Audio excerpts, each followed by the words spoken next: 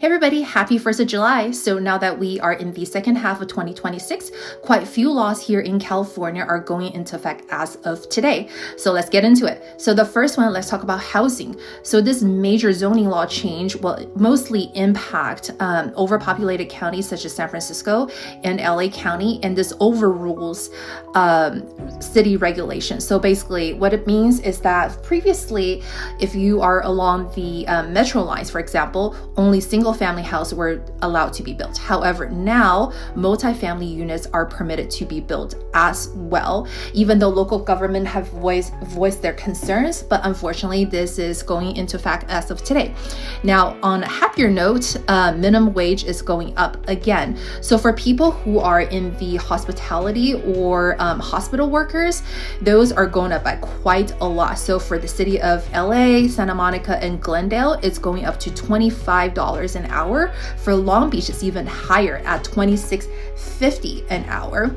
And now about children, so they're no longer are allowed to use their cell phones when they are at school, and there's going to be all gender bathrooms as well, and also they have to have crisis hotlines, so for middle school, high school, as well as for universities, and also the number on their ID card needs to have the number outlined as well. And about food safety, so previously if you buy milk products, right, or cheese or anything like that, there is a sell-by date and things like that. So now the sell-by date will largely be banned. And a very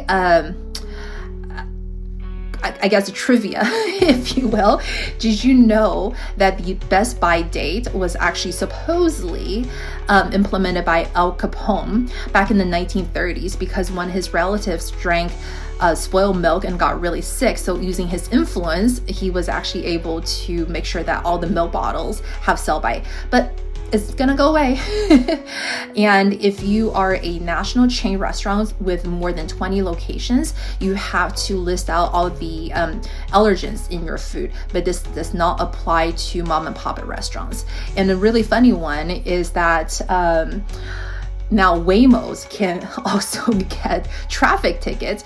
So they're obviously, the cops are not going to pull Waymo over because there's nobody to issue the tickets to, but instead they will mail the tickets to the fleet. So I don't know, are they going to go to court and fight it, or how's that going to happen? I have no idea.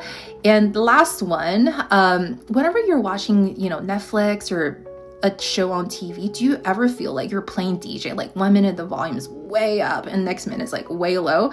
So with this new law, advertisers have to make sure that their advertisement as well as the show are actually of the same volume. I am totally behind that. So anyways, here are just some few updates. If any questions, let me know.